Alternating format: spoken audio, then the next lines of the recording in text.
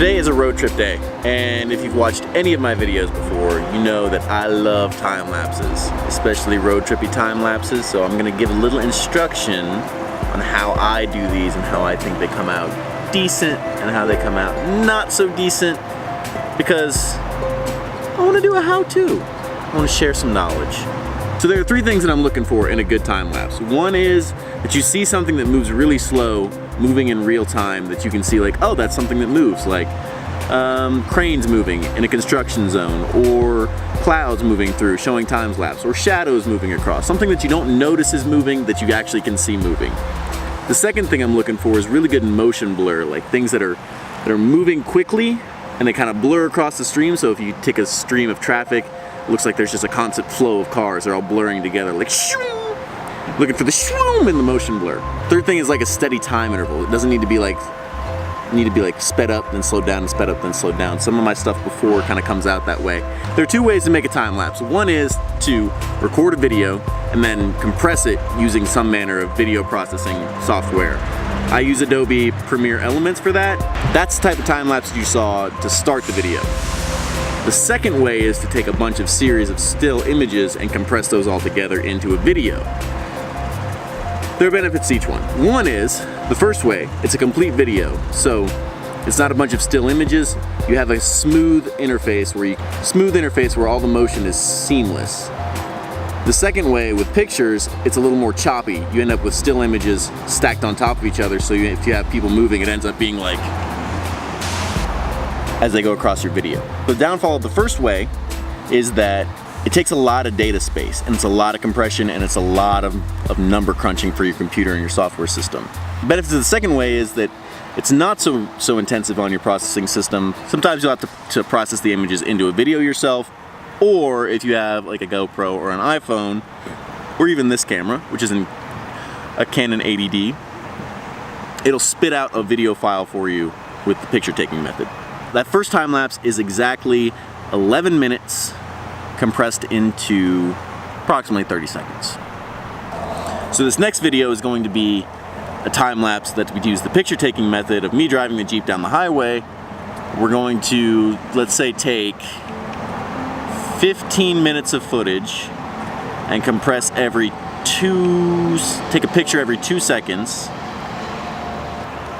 20 images a minute, no, 30 images a minute, so it'll be a minute of videoing will be a second of time-lapsing, if that makes any sense.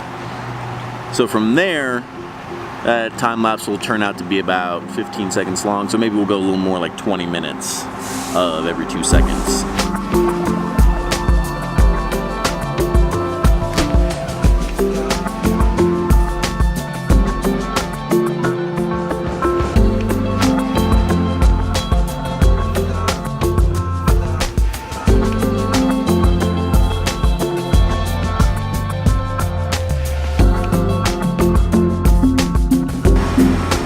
So that was gonna be good. That was gonna be a good time lapse, but I tipped the camera over and went ooh, and I got stuck in traffic.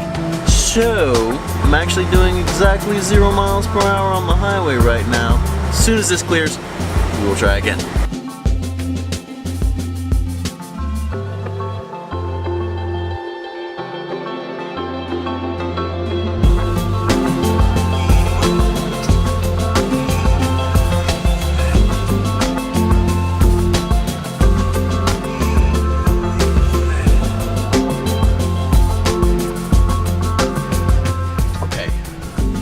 That was the take a picture every 2 seconds method.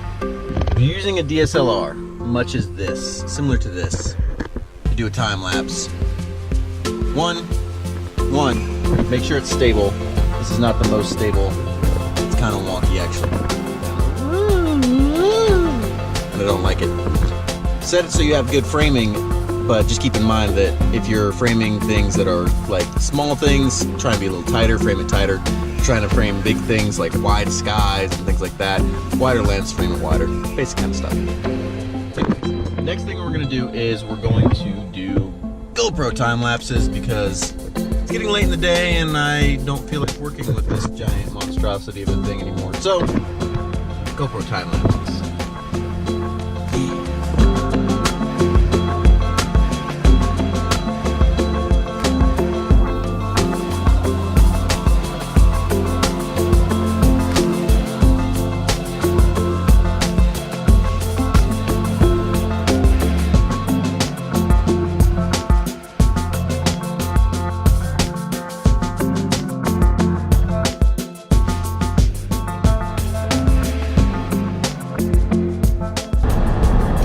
Nowhere near done driving for today, but those are my tips for how to make a cool time-lapse video of a road trip. So